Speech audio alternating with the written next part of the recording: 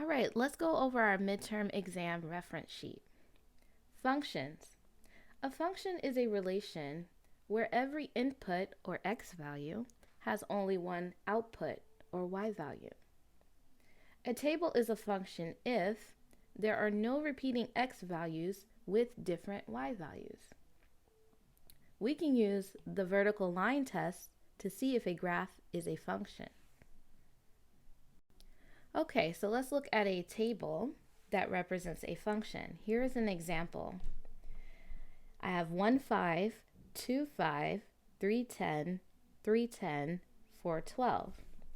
Now, you can look at this and you can say, oh, those 5s repeat, but that's okay. The y values are the outputs. It says the input has only one output. So we want to make sure that there are no repeating x values. So we look for those first.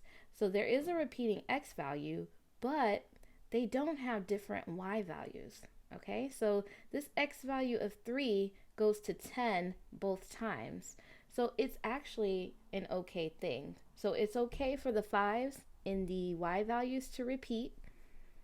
And it's also okay for these 3s to repeat because they both go to the same number.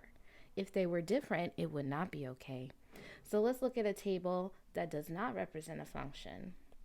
So we have 1, 5, 2, 6, 3, 10, 3, 12, and 4, 21. This time we notice, hey, 3s are repeating again, but look, this 3 goes to 10 and this 3 goes to 12.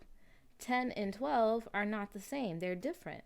So this is an example of a table that is not a function because that's not okay. Let's look at a graph that is a function. Here's a graph that is a function. And I know it's a function because there is no vertical line that I can draw that will intersect this graph more than once. It will intersect the graph once, and that's okay. But if it intersects the graph 2 or more times, then that is showing it is not a function. Here is a graph that is not a function. If I draw a vertical line, in fact, if I look at the y-axis, this y-axis intersects the graph in these places. So if I can draw a vertical line like this and see that it intersects in more than one spot, then I can say not a function. Now that we have defined functions, let's look at the function notation. Here we have what's called f of x equals y. This is the function notation. This is not f times x, it's f of x. Okay? So the x value is inside the parentheses. Okay? The x is the input, or the x value, of course. Okay, so I like to think inside the parentheses, input, in. Now, this whole thing here, f of x, is y. Okay, so f of x is the output, okay, or the y value. Okay, so I really need you to remember that f of x is the y value that you're used to. So here's an example of how to evaluate functions. So we have k of x equals 2x plus 1. Let's first find k of 3. Well, what did I give you? 3 is inside the parentheses, so that is the input. I gave you the x. So what I'm going to do is I'm going to rewrite this entire equation without the x's, and I'm going to put blank parentheses in there. Okay, so everywhere there's an x, I want to put a set of parentheses around there. So there's a set of parentheses around this x, but not around this one, so I'm going to make sure I put it there. What I want to do after I've done this is put 3 inside both of those spaces. Now that I have that, I'm only going to work on the right hand side. This says 2 times 3. Okay, this says k of 3. This says 2 times 3, so you have to know the difference. 2 times 3 is 6, and then 6 plus 1 is 7. Okay, so k of 3 equals 7. Now what about this one? When is k of x equal to 19? Okay, so this is slightly different. Notice the 19 is on the outside. So if it's on the outside, it is the output.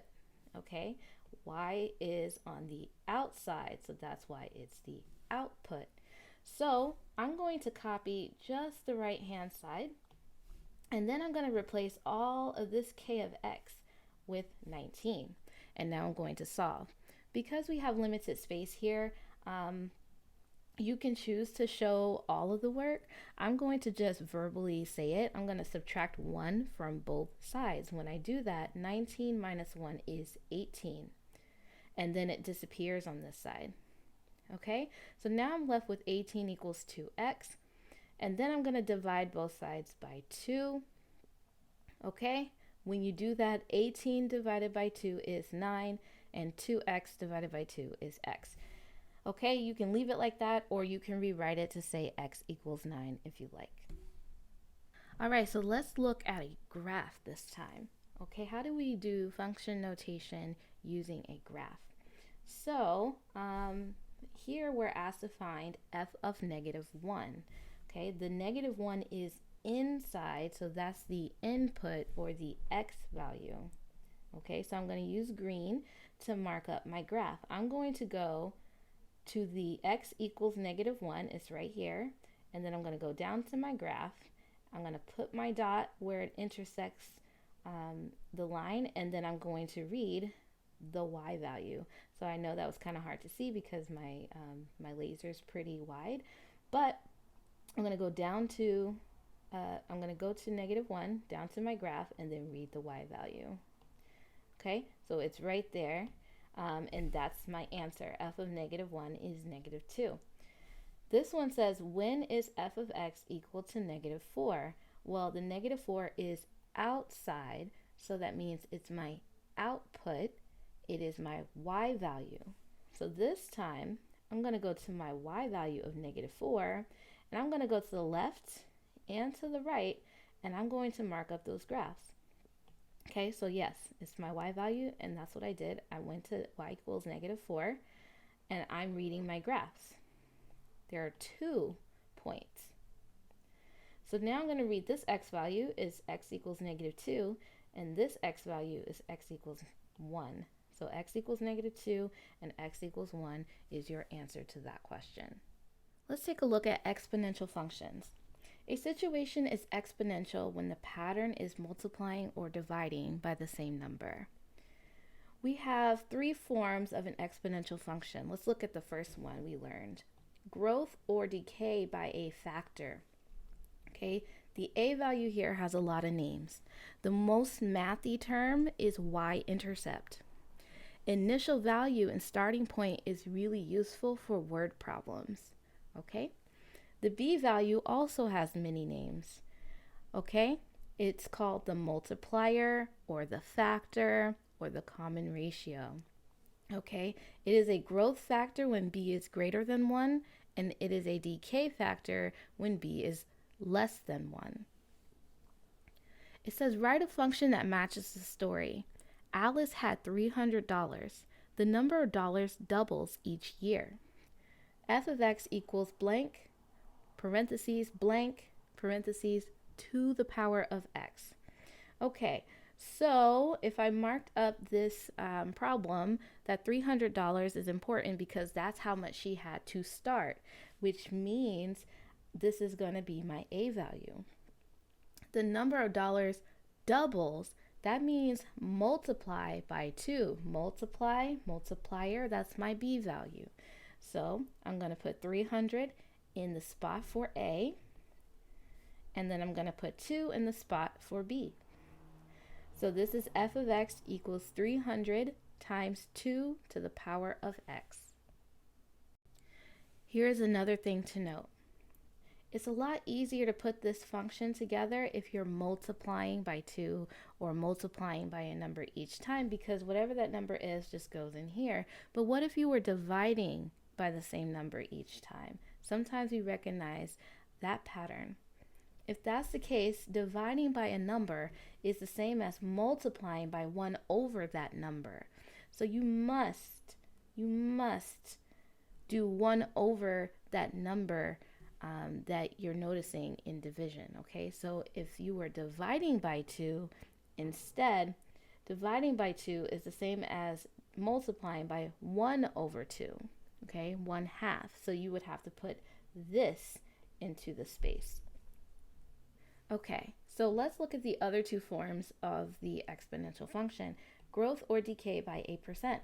Here we have f of x equals a times 1 plus r to the x, or we have f of x equals a times 1 minus r to the x. If you have growth, you will use the 1 plus r inside of the parentheses, and if you have decay, you will use 1 minus r inside of the parentheses. So the a value is the same as before. I'm just going to write y-intercept this time, but if you want to rewrite all of this up here, you are more than welcome to. The r value is a percent rate as a decimal. So when you're given a word problem, you're going to be given the percentage, but you must turn it into a decimal, and I will show you how to do that. It says write a function that matches the story. James had $200 in his bank account. The amount of money increases by 4% each year. So if I mark up this problem, the 200 is what he started with, so that's going to be my a value. The amount increases, so I have growth, which means I'm going to use this first form to write my function. And it's increasing by 4%. Whenever you're increasing by a percentage or decreasing by a percentage, you have exponential situation. Okay, so the first thing I have to do is go ahead and start filling out my function. So I'm going to put the 200 there in the spot for a, which is outside. Okay, and that 1 is always going to be inside for this. Okay, you can never just put the r value into the function like you would for the b value. That's different. Okay, so this time I'm going to use 1 plus, and the reason why is because it says increases. So that gave it away that I'm going to be using the growth formula. Now to do percentage, literally 4% means 4 out of 100.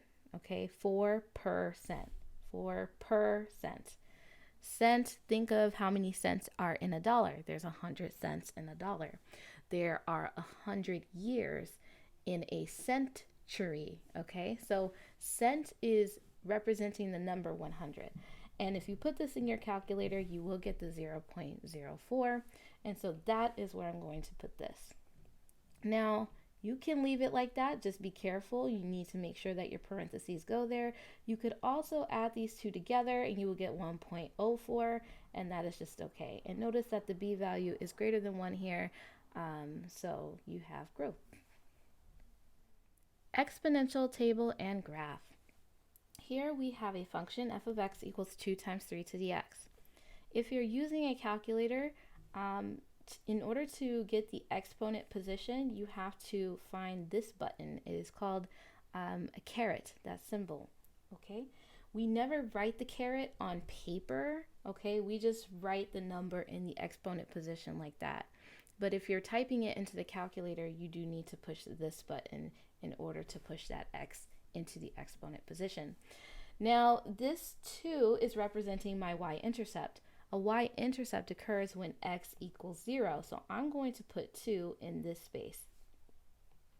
Okay, and now this says I'm multiplying by this number, so I'm multiplying by 3 as x increases by 1. So 2 times 3 is 6, and 6 times 3 is 18.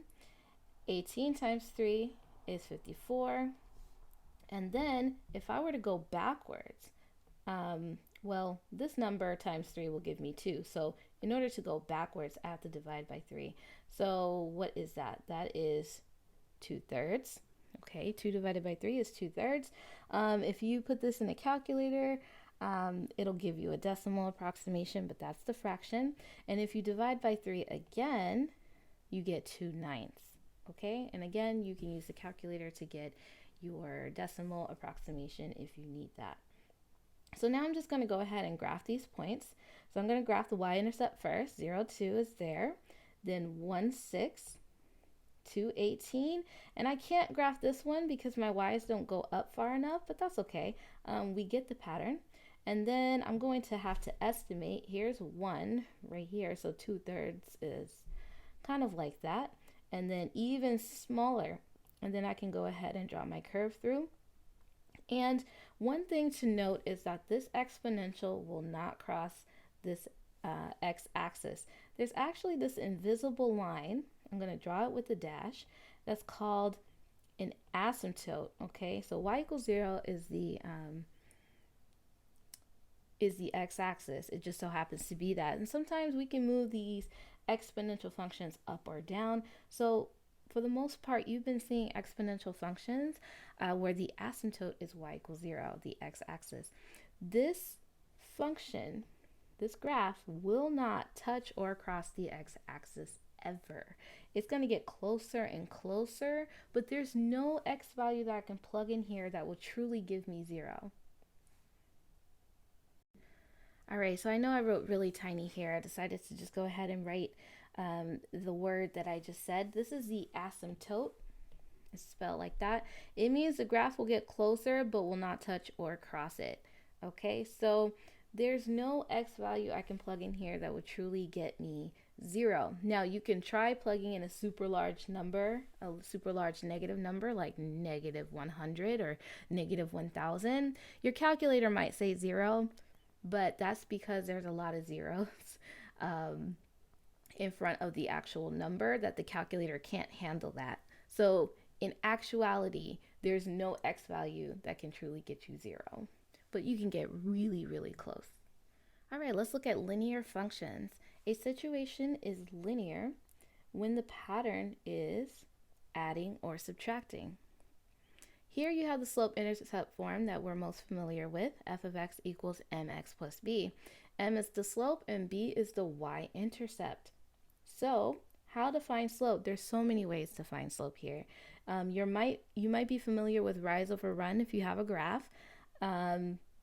I like to say change in the y values over change in the x values. It is a lot more to write, but it makes a little bit more sense to most people. And also one of my favorite ways is by looking at a table. If I have 2 points, x1, y1, and x2, y2, what I'm doing is I'm looking at the changes. What does that mean? A change in y means take y2 and subtract this one to figure out what the pattern is. Okay, I'll show you an example of that. The same thing here, take x2 and subtract x1 to figure out how to get from x1 to x2. I'm going to go ahead and draw a little divider line here. How do you find the y-intercept? If you have the equation, you're going to plug in x equals 0 and solve for y, of course. Or you're going to look at the table where x equals 0 and you're going to read the output right next to it, and that is the y-intercept. Or if you have a graph, you can look where the graph crosses the y-axis. So if you have a line on the graph, you can look where the line crosses the y-axis. Let's look at a table of a linear function. So I have x values and g of x values. I have -2, 10, 0, 7, 2, 4, and 4, 1. Now what I'm going to do is I'm going to practice this right here. I'm going to see how much further I have to go to get from y1 to y2. Or if you want to use the calculator to figure that out, you just simply do y2 minus y1. So to get from 10 to 7, I have to subtract 3. To get from 7 to 4, I have to subtract 3. To get from 4 to 1, I have to subtract 3. And if you were using your calculator, 7 minus 10 will give you the -3. So that's what this is saying. Now, we can't just stop there. We have to also look at the x values, okay? And how to do that. So I'm noticing a pattern of +2 each time. Okay, so that's where this comes in. 0 minus -2 is a +2. 2 minus 0 is a +2. 4 minus 2 is a +2. Or you can see that it's going up by 2 each time. So now that we have that, we can find the slope, which is the change in the y's over the change in the x. So the -3 is going to go on top, and the +2 is going to go on the bottom. You do not have to put the little plus sign here. It's implied that the 2 is positive if you don't put a negative sign in front of it. My y-intercept is going to appear next to x equals 0, so it happens to be the 7 here. And so my equation is g of x equals -3/2 x plus 7. Okay, so I do have a completed linear function on the graph because it's a little hard to show in a video, so I'm just going to use my laser to help you. I labeled my x-axis as x and my y-axis as h of x, which means I'm going to call this function h of x. Now, I made this this line up. You could make up a line yourself, so if you want to copy my line, go ahead and pause and go ahead and do this. I notice that my line is intersecting at not x equals, y equals -3.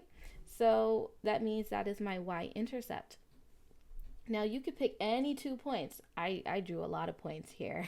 You could start from the y, you can go to this point if you like, but to show you how to find the slope, it's a little cramped to use 2 consecutive points. So I use these 2 points to show you how to find the slope. You use any 2 points. Okay, so to get from this point to this point, I had to move up 1, 2, 3, 4. And if you're moving up, that's a +4. Okay, that is the change in your y values. Okay, and then I had to move to the right 2 units. So I'm going to put a +2 because when you move to the right, that's also the positive direction. Okay, so it's positive as you move to the right. It's also positive if your y's are moving up. Negative as you move to the left, and negative as you move down. Okay, so my slope is 4/2, which simplifies to 2/1. So if I actually use, here, let me use 2 consecutive points here. Notice I can just go up 2 and write 1, and that's what this says. I can actually also go up 6 and write 3 and end up on my line. So there's a lot of different ways you can do this, but I'm going to simplify it to 2.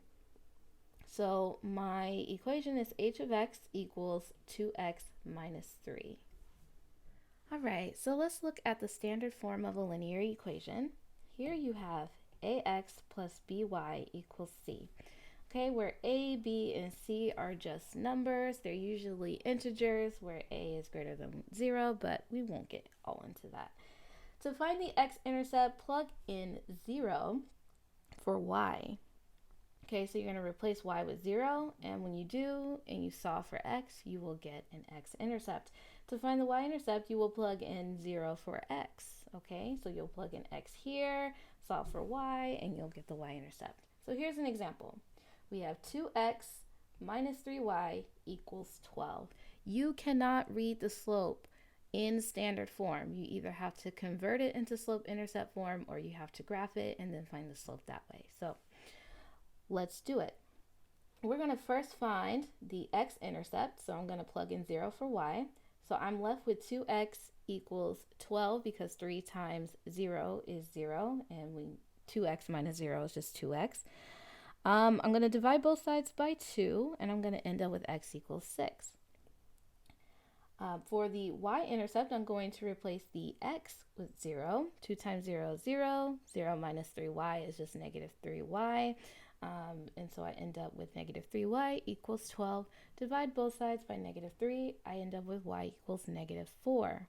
And so I'm going to plot those points, and I'm going to use a ruler to draw my line. You always want to use a ruler because if you try to freehand it, you might actually mess up what the line actually is. So if you have to do something like find the slope, you're more likely to do it incorrectly. Okay, so notice I plotted my y-intercept here. Y equals -4 when x equals 0. So here's x equals 0. Go down to -4 and put your dot there. X equals 6 when y equals 0. So you just go to x equals 6. You don't move up or down because y is 0. Use a ruler to draw your line. Now here's the bonus. Okay, if we wanted to write this in slope-intercept form that we're used to, y equals mx plus b, then we need to find the slope. And we can find the slope with the intercepts that we just found. So I have to move up 1, 2, 3, 4, and I have to move to the right 1, 2, 3, 4, 5, 6. So up 4 means positive 4, and right 6 means positive 6. So a positive 4 over a positive 6. Okay, I'm going to simplify. 2 is the largest number that goes into both 4 and 6, and that simplifies to 2/3. And I already have my y-intercept because I calculated it earlier. And you can clearly see it on the graph. The line intersects the y-axis at -4. So here is my equation in slope-intercept form. This equation and this equation are equivalent. They're just written in different forms. All right, let's read some graphs here. Here we have a graph of time versus distance, or distance versus time. And the x or the t-axis is kind of written a little strangely because it's going by our time that we're used to. And clock arithmetic is a little strange as far as finding the domain in the range. So what I'm going to do is I'm going to relabel this. I'm going to have t equals 0 represent 8 a.m.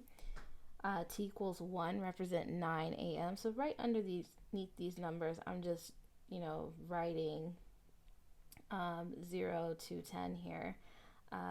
6, 7, 8, 9, and 10 would be here. Okay, so that would be what, 6 p.m. All right, so we're going to use the number 0 to 10 in order to write our domain and range. I apologize for that confusion, but let's go ahead and find the domain. So the domain are all of the input values, or in this case the t values or the x values that are possible. So our graph exists for all of these x values, from here, which I'm going to call 0, not 8, to here, which I'm going to call 9, not 5. Okay, so my domain is from 0, and I can actually be equal to 0. I'm going to use t because we're using t on the graph, to 9. Okay, so the graph exists everywhere from 0 to 9. Okay, that represents 8 a.m. to 5 p.m. The range, here I'm going to change colors here. The range are all of the output values that are called D. Okay, so usually these are the Y values or the output values. Here they're using the variable D for distance. Okay, so it exists everywhere from 0 all the way up to 60. Okay, because all of these Y values are being represented, and they range from 0 to 60. So I'm going to write 0 is less than or equal to D, which is less than or equal to 60. Okay, now typically you would use X here and Y here, but we're just using the variables that the graph says. Okay, so to provide more space for you to write your notes, we have to actually take the context out of the word problem, but we should probably talk about what it is so that you can answer this question. Let's say two people decide to, have an outing on the weekend or something like that. So this point right here means that they are at home, and let's assume this means distance from home. Okay, so they are at home at 8 a.m. They leave and they travel 20 kilometers away from their house. Okay, and they arrive to some destination at 10 a.m. and they stay there for an hour. Okay, after that, they go even further away from their home, and it seems like the furthest away from home they went is 60 kilometers because this is the highest it goes. And they stayed there for an hour wherever they went, and then they return home.